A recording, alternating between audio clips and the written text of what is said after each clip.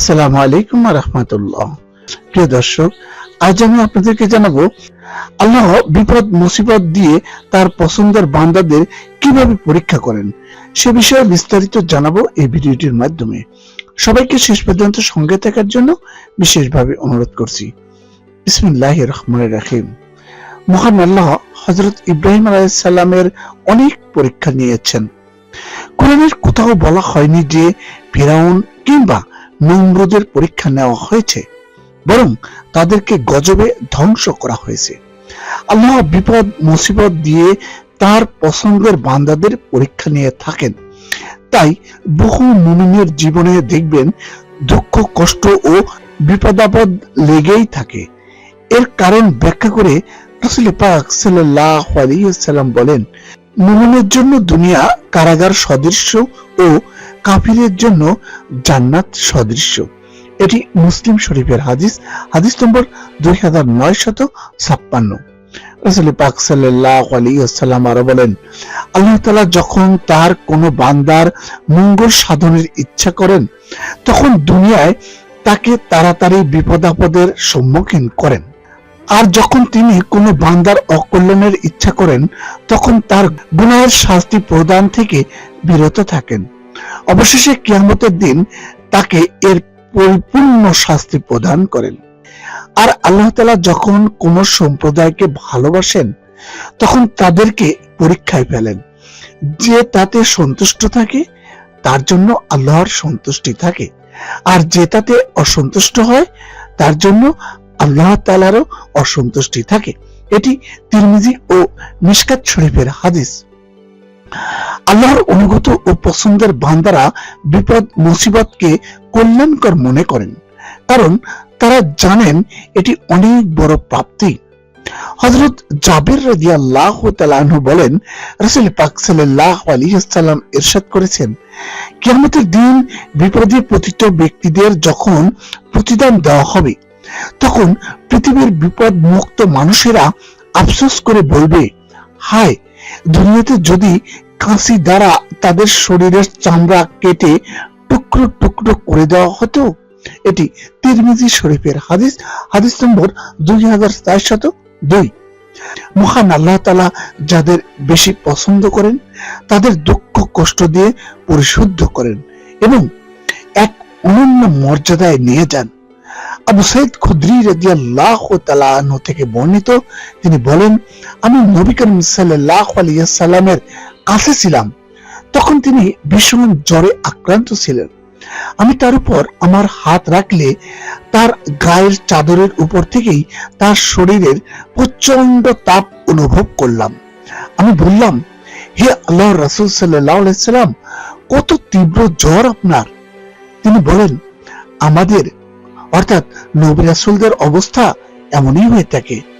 আমাদের উপর দ্বিগুণ বিপদ আসে এবং দ্বিগুণ পুরস্কারও দেওয়া হবে। আমি বললাম, হে আল্লাহর রাসূল সাল্লাল্লাহু আলাইহি ওয়াসাল্লাম, কার উপর সর্বাধিক কঠিন বিপদ আসে? তিনি বলেন, নবীদের উপর।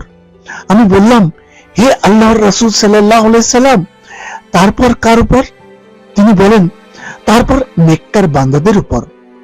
তাদের কেউ এতটা দারিদ্র পীড়িত হয় যে শেষ পর্যন্ত তার কাছে তার পরিধানের কম্বল ছাড়া আর কিছুই থাকে না।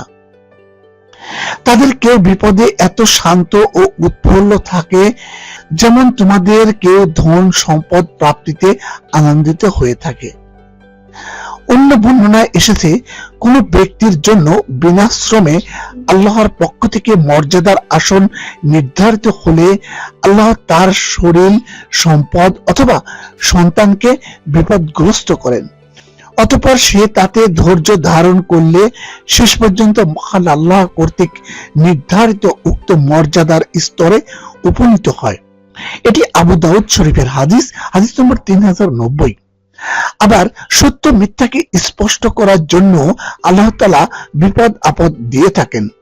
কে মুনাফিক, কে অধৈর্য, তার প্রমাণ বের হয়ে আসে বিপদ আপদ থেকে। মুনাফিক ও দুর্বল ইমানদারেরা অনেক সময় সুখ স্বাচ্ছন্দ্যের সময় আল্লাহকে মনে রাখে, তার প্রতি অনুগত ও সন্তুষ্ট থাকে, কিন্তু যখন কোনো বিপদ আপদ আসে তখন আল্লাহকে ভুলে যায়, কুফরি করে বা তার প্রতি অসন্তুষ্ট হয়। আল্লাহ তাআলা বলেন, মানুষ কি মনে করে যে আমরা ঈমান এনেছি একথা বলেই অব্যাহতি পেয়ে যাবে আর তাদেরকে পরীক্ষা করা হবে না? আমি অবশ্যই তাদের পূর্বে যারা ছিল তাদেরকে পরীক্ষা করেছি, আর আল্লাহ অবশ্যই জেনে নেবেন কারা সত্যবাদী আর কারা মিথ্যাবাদী। এটি সূরা আনকাবুতের 2 নম্বর ও 3 নম্বর আয়াতে বলা হয়েছে। এ প্রসঙ্গে আল্লাহ তাআলা অন্য এক আয়াতে বলেন, মানুষের মধ্যে কেউ দ্বিধাদ্বন্দ্বে জড়িত হয়ে আল্লাহর ইবাদত করে, যদি সে কল্যাণপ্রাপ্ত হয় তাহলে ইবাদতের উপর কায়েম থাকে, আর যদি কোনো পরীক্ষায় পড়ে তখন সে পূর্ব অবস্থায় অর্থাৎ কুফরিতে ফিরে যায়, সে ইহকাল ও পরকালে ক্ষতিগ্রস্ত। এটাই সুস্পষ্ট ক্ষতি। এটি সূরা হজের 11 নম্বর আয়াতে বলা হয়েছে। মানুষকে সতর্ক করার জন্য তিনি বিপদ আপদ দেন, যাতে করে বান্দা আল্লাহর দিকে ফিরে আসে এবং পরকালের কঠিন শাস্তি থেকে বাঁচার চেষ্টা করে। অনেক সময় মানুষ আল্লাহর প্রতি ঈমান এনেও ঈমানি দুর্বলতার কারণে বা পার্থিব জীবনের লোভ লালসার কারণে আল্লাহর অবাধ্য হয়। আল্লাহ তখন বিপদ আপদ দিয়ে তাকে অসহায় করে দেন, যাতে করে সে আল্লাহর দিকে প্রত্যাবর্তন করে আর পরকালের কথা স্মরণ করে। আল্লাহ তাআলা বলেন, তোমাদেরকে যেসব বিপদ আপদ স্পর্শ করে সেগুলি তোমাদেরই কৃতকর্মের ফল, তবে অনেক পাপ আল্লাহ ক্ষমা করে থাকেন। এটি সূরা সূরার 30 নম্বর আয়াতে বলা হয়েছে। গজব নাজিলের আগেও আল্লাহ তাআলা ছোট ছোট আযাব পাঠিয়ে বান্দাদেরকে হুঁশিয়ার করেন। যেমন আল্লাহ বলেন, গুরুদণ্ডের পূর্বে অবশ্যই আমরা তাদেরকে লঘুদণ্ডের আস্বাদন ভোগ করাবো, যাতে তারা ফিরে আসে। এটি সূরা সাজদার 21 নম্বর আয়াতে বলা হয়েছে। কিন্তু মুমিনদের বিষয়টি আলাদা। বিপদ আপদের মাধ্যমে আল্লাহ তার পছন্দের বান্দার গুনাহ মাফ করে দেন। হযরত আয়েশা রাদিয়াল্লাহু তাআলা আনহা থেকে বর্ণিত, তিনি বলেন, রাসূল পাক সাল্লাল্লাহু আলাইহি ওয়াসাল্লাম বলেছেন, মুসলমান ব্যক্তির উপর যে সকল বিপদ আপদ আপতিত হয় এর দ্বারা আল্লাহ তার পাপ মোচন করে দেন। এমনকি যে কাঁটা তার শরীরে বিদ্ধ হয় এর দ্বারাও। এটি সহিহ বুখারী শরীফের হাদিস, হাদিস নম্বর 544। তাই বিপদে মুমিনের করণীয় হলো সবর করা এবং আল্লাহর উপর তাওয়াক্কুল করা। আল্লাহ তাআলা বলেন, সুসংবাদ দাও সেসব ধৈর্যশীলদের যারা বিপদ এলে বলে, আমরা তো আল্লাহরই এবং তারই কাছে আমরা ফিরে যাব। এটি সূরা বাকারার 155 ও 56 নম্বর আয়াতে বলা হয়েছে। রাসূল পাক সাল্লাল্লাহু আলাইহি ওয়াসাল্লাম ইরশাদ করেছেন, মুমিন পুরুষ বা নারীর জীবন, সন্তান ও মালের উপর বিপদাপদ আসতেই থাকে। অবশেষে আল্লাহর সাথে সে সাক্ষাৎ করে এমন অবস্থায় যে তার আমলনামায় কোনো পাপ থাকে না। এটি তিরমিজি ও মিশকাত শরীফের হাদিস। প্রিয় দর্শক, চলুন এবার জেনে নেই বিপদে পড়লে আমরা কোন দোয়া পড়ব। ইন্না লিল্লাহি ওয়া ইন্না ইলাইহি রাজিউন। আল্লাহুম্মা আজুরনি ফি মুসিবাতি ওয়া খলুফু ফি খায়রাম মিনহা। এর অর্থ হলো, আমরা তো আল্লাহরই আর নিশ্চয়ই আমরা তার দিকেই প্রত্যাবর্তনকারী। হে আল্লাহ, আমাকে আমার বিপদে সওয়াব দিন এবং আমার জন্য তার চেয়ে উত্তম কিছু স্থলাভিষিক্ত করে দিন।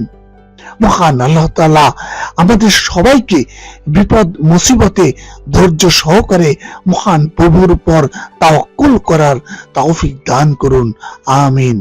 প্রিয় দর্শক, যদি আমার ভিডিওটি ভালো লেগে থাকে এবং এই ধরনের ভিডিও আরো পেতে চান তাহলে অবশ্যই চ্যানেলটি সাবস্ক্রাইব করবেন এবং ভিডিওটি শেয়ার করে সকল মুসলিম ভাই বোনদের কাছে পৌঁছে দেবেন। সবাই ভালো থাকবেন। আল্লাহ হাফেজ।